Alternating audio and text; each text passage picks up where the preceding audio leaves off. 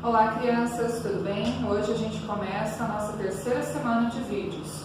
A gente vai fazer a unidade 3 da apostila 1. Ela está lá na página 47 a 64. Então vamos começar? Olha que legal! Sou criança. O que será que quer dizer essa unidade? Nessa unidade a gente vai ver alguns poemas que falam da infância, né? Desse período de ser criança, e algumas brincadeiras também bem legais que vocês devem conhecer. Vamos começar então? Na próxima página vai trazer uma escultura. Olha que bacana essa escultura. O que será que é essa escultura? A gente consegue ver aqui, ó, uma menininha. E essa brincadeira, qual brincadeira é?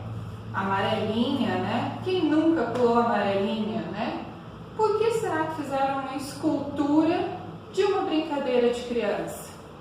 Pensem aí e depois respondam as questões que estão embaixo. Na próxima página, a gente vai começar a falar poema, né? O que é um poema, né? Então a gente vai ver que poema é um texto, mas ele é um texto formado por versos e estrofes e nele temos que ter rimas. Você lembra o que é uma rima? Rimas são aquelas palavrinhas que aparecem no meio ou no final de cada verso que combinam, né? Elas têm que combinar uma com as outras para ser uma rima, tá bem? E os versos, o que são versos de um poema, né? Versos são cada linha do seu poema. Se você olhar bem direitinho aí na sua apostila, a gente consegue ver que as linhas, olha, cada grupinho desse é separado, né, por um espaço. Essa separação, este grupinho aqui, ó, de versos, a gente chama de estrofe, tá? Então, sempre um poema vai ser formado por estrofes e essas estrofes vão ser formadas por versos, tá? Não esquecendo que ele tem que ter também rimas. Que dentro de uma estrofe tem que ter pelo menos uma palavrinha ou outra que combinem, que formem rimas, ok? Vamos para a leitura então do nosso poema? Você acompanha aí na sua apostila, na página 48, e eu vou ler aqui da minha, tá? Mais respeito, eu sou criança. Prestem atenção no que eu digo, pois eu não falo por mal.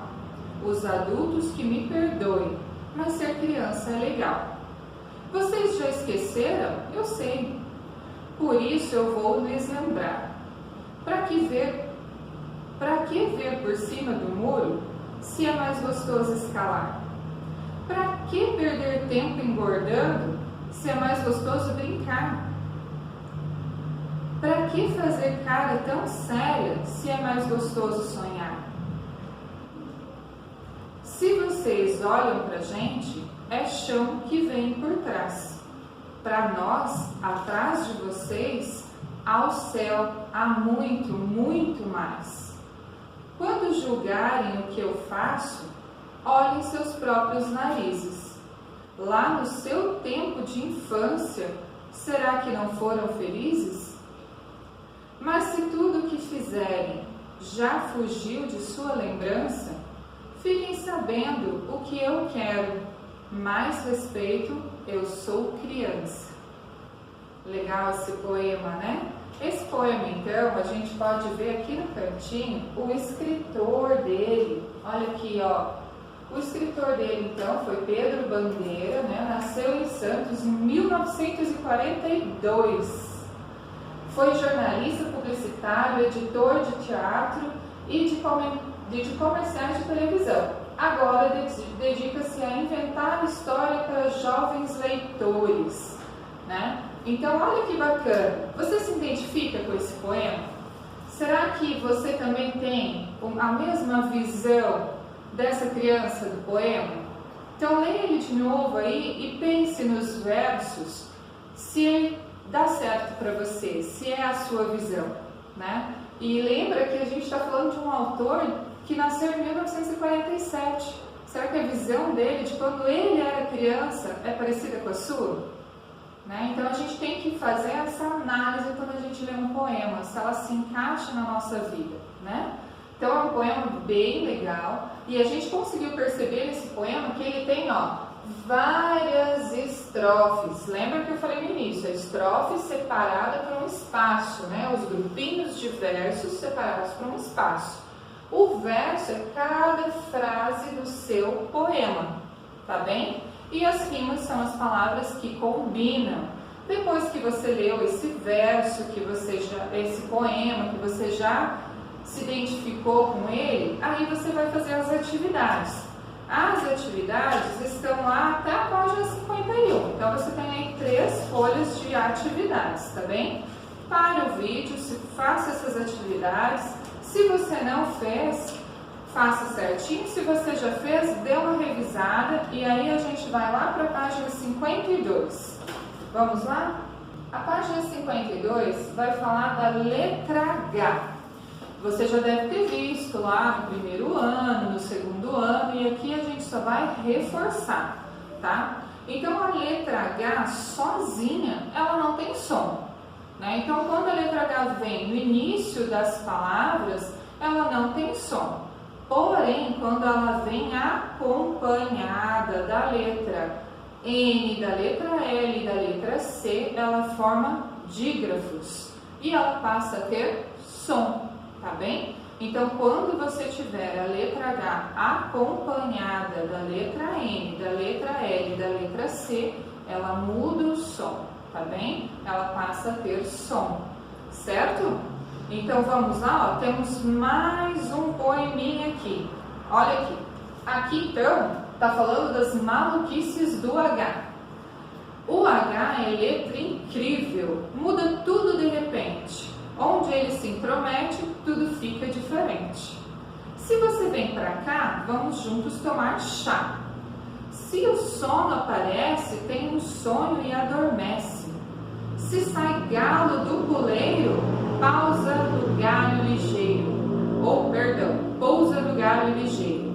Se a velha quiser ler, vai a vela acender. Se na fila está a avó, vira filha, veja só. Se da bolas ele escapar, uma bola vai virar. Se o bicho perder o H, com o bico vai ficar. Hoje com H se fala, sem H é uma falha.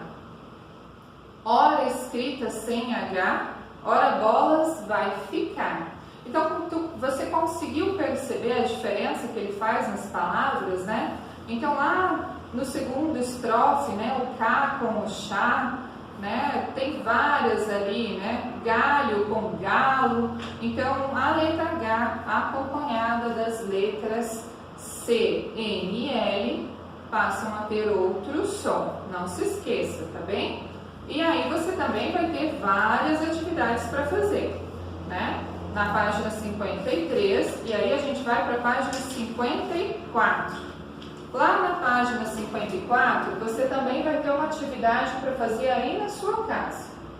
Essa atividade está falando para você recital de poema. O que vem a ser um recital de poema? Pelo nome a gente já consegue perceber, né? Você vai recitar poemas. Olha que bacana. Então, você vai ler este poema sozinho, leia. E depois você vai dizer, você vai recitar, você vai falar este poema em voz alta e vai treinar a sua leitura. Porque um poema tem que ter as suas pausas, entonação de voz. Lembra lá da pontuação que a gente estudou nas aulas passadas, né? Tem que ter bem certinho o tempo de cada um dos versos, bem separadinho, para que as pessoas que estiverem ouvindo consigam entender o seu poema. Então você vai ler este poema, vai treinar e daí vai ler em voz alta. Chama a mãe, chama o pai para escutar a sua leitura, tá bem? Na próxima página, a gente vai falar... e aqui tem mais. Você tem o material de apoio lá embaixo. Estava me esquecendo dele. No material de apoio, você vai ter 3 poeminhas para você ensaiar aí na sua casa. Então você vai recortar esses 3 poeminhas. Você vai ler eles para você primeiro, para você conhecer esses poemas, e depois você leva lá para a mãe, para o pai, para eles escolherem um para você recitar, para você ler para eles, tá bem? Treinem aí. Quando a gente voltar para as aulas, eu quero que você leia eles para mim. Aí a gente vai para a próxima página, página 55, onde a gente vai falar de texto de opinião, tá? O nome já quer dizer alguma coisa para nós, né? O que é uma opinião? Quando eu dou uma opinião, né? Uma opinião é o meu ponto de vista, é o que eu penso de algum assunto. Então, se alguém está conversando sobre determinado assunto, lá eu quero falar, eu vou dar a minha opinião sobre este assunto que está sendo falado, tá? Então, um texto de opinião é quando alguém escreve o ponto de vista dele, a opinião dele sobre aquele assunto, tá? Então, este texto vai trazer uma introdução sobre o assunto que ele quer falar e daí ele vai mostrar a opinião dele sobre este assunto. Vamos lá dar uma olhadinha? Olha lá, brincadeiras de criança. Acompanhe comigo aí a leitura. Onde estão? Tomar banho de chuva, jogar bola no sol quente das 14 horas, correr na rua jogando queimada, ou ainda jogando 3 cortes, esconde-esconde, elefante colorido e bets. Impossível falar da infância se não se lembrar de pelo menos uma dessas brincadeiras de forma apaixonante. Depois dessa fase, o que todo mundo quer é trazê-la de volta. Arrisco-me a dizer que há um desejo quase unânime hoje, é que todo mundo gostaria de voltar a ser criança, menos as próprias que não sabem o que dizem. Mas se voltássemos à infância hoje, iríamos encontrar rotinas e brincadeiras diferentes. Os jogos mudaram, de nome, de ambiente, da rua foram para dentro das casas e dos apartamentos e a bola foi trocada pelas TVs, computadores, tablets e smartphones. Os jogos coletivos viraram games individuais, que ganharam as crianças como nunca. Eles se enfeitiçaram e a escala de horas brincando ganharam as crianças como nunca. De nome, de ambiente, da rua foram para dentro das casas, dos apartamentos e a bola foi trocada pelas TVs, computadores, tablets e smartphones. Os jogos coletivos viraram games individuais que ganharam as crianças como nunca. Elas se enfeitiçaram e a escala de horas brincando lá fora bastante reduzida. 2 horas fora de casa, 3 ou 4 dentro. Por vezes a solidão do quarto e o videogame trazem brincadeiras mais divertidas. Alguns pais não gostam, dizem que é preciso brincar na terra, correr com os vizinhos, dividir a bola, aprender as coisas que as brincadeiras de ruas ensinam naturalmente.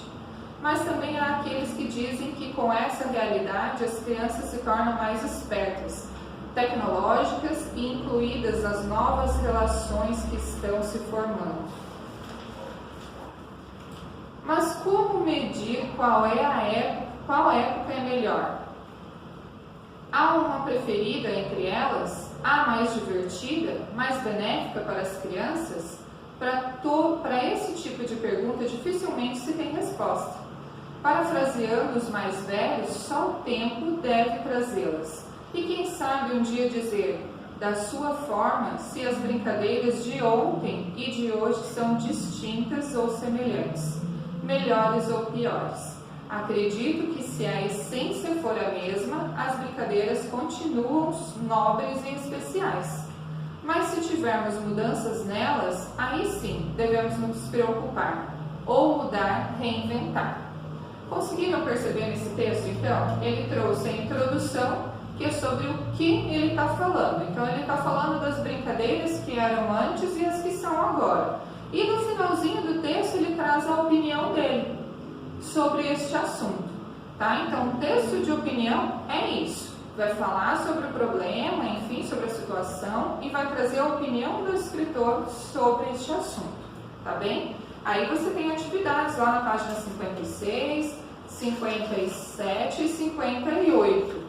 E daí, para aí o vídeo, faz se você não fez. Quem fez, leia, veja se está tudo certinho. Aí a gente vai para a página 59, divisão silábica. Lá na página 59, a divisão silábica você já viu ano passado um pouquinho. e esse ano a gente vai trabalhar ela de novo. O que vem a ser a divisão silábica, né? A divisão silábica é os grupos de letras que você pronuncia por vez em uma palavra, né? Porque a gente não pronuncia, por exemplo, palavra. Eu não pronuncio o P sozinho, o A sozinho, o V, o R, o A de novo sozinho, né? Então as sílabas são os grupinhos formados normalmente por consoante e vogal, né? Então, por exemplo, lá em palavra, palavra. Lembra lá no segundo ano que talvez a prof ensinou você batendo palmas? Palavra, para você saber a divisão silábica. Então, a gente sabe qual é a sílaba pelo som que ela faz. Então, cada grupinho tem um som. Palavra, tá? E tem as divisões. Então, aqui a gente vai ver de novo as divisões silábicas, que você já tinha visto, só que dessa vez a gente vai ver que ela tem classificações pelo número de sílabas, tá? Então, olha ali, de novo a gente vai ter aqui, ó, uma brincadeira, olha que legal. Quem nunca brincou de adoleta, tá? Então, nessa página aqui, a gente vai ter a brincadeira explicando como você joga a adoleta e a prof vai pôr um vídeo aqui para você aprender a jogar a adoleta. Aí você chama a mãe, o pai, o irmão para brincar de adoleta. A brincadeira da adoleta é legal porque ela é toda silábica. Todas as palavras que você fala nela, você vai separar em sílabas. Como? Com as palmas, na brincadeira, tá? Então, puxa o link ali, assiste como fazer e depois brinca aí em casa para você lembrar como brincar, tá bem?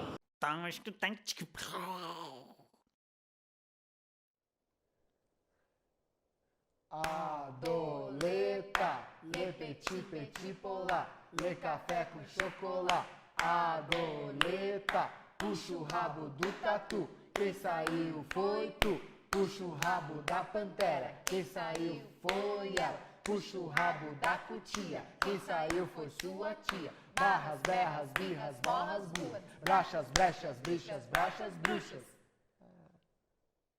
E aí a gente vai ter algumas atividades separando sílabas, para você relembrar como faz a separação de sílabas. Se você precisar bater palmas para separar, bata, tá bem? Faça as atividades lá da página 59 e lá na página 60 a gente vai ter a classificação dessas sílabas, tá?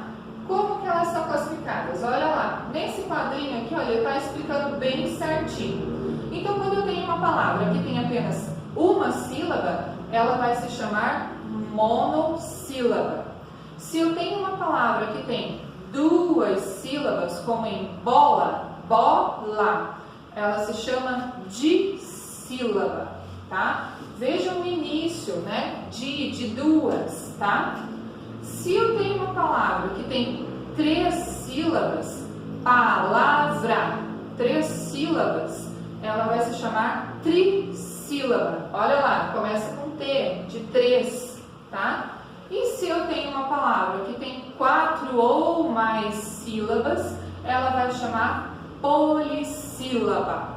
Conseguiu entender? Então, uma sílaba monossílaba, duas sílabas dissílaba, três sílabas trissílaba e quatro ou mais a gente chama de polissílaba, tá? E aí a gente vai fazer as atividades. Ó, aqui vai ter mais uma brincadeira. Então eu vou te explicar como fazer essa brincadeira aqui.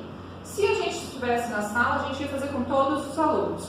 Como a gente está em casa, então você vai fazer aí com seu pai, com sua mãe, com seu irmão, com quem estiver em casa, com a avó, com o tio, enfim, tá? Olha lá que bacana. Você vai recortar as palavras, vai deixar elas embaralhadinhas ali no cantinho e você vai escrever numa folha em branco várias sílabas, tá? Escrevam várias sílabas que formem essas palavras, tá? Essas daqui. Então você vai dividir elas nas sílabas e vai formar várias sílabas. Como que a gente vai fazer? Cada um que vai brincar vai pegar uma sílaba. Como a gente vai estar em poucas pessoas, a gente pode sortear as sílabas, tá? E no sorteio das sílabas, a gente tem que formar palavras. Quando você formar a palavra, suponhamos que eu vou tirando. Eu tiro, a mãe tira, o pai tira, o irmão tira. Formou uma palavra, eu consegui formar uma palavra, quem formar primeiro vai até o quadro. Essa palavra é o quê? Monossílaba, dissílaba, trissílaba ou polissílaba? Aí você vai pôr no quadro de qual classificação é essa palavra. Para ficar um pouquinho mais legal, a gente pode pôr pontuação nesse quadro. Então você pode pôr lá que a monossílaba, como é uma só, vale 1 ponto, dissílaba 2, trissílaba 3, polissílaba 4. E daí quem conseguir alcançar mais pontos ganha o jogo. Tenta jogar aí com a sua família, tá bom? Aí a gente vai contar, né, os números de sílabas. Aqui então está explicando o jogo, mas aqui a gente teria que fazer na sala, tá? Se você conseguir fazer em casa também é legal, tá bom? E aqui, ó, a gente vai ter mais uma atividade, tá? Essa atividade é para você escrever um poema.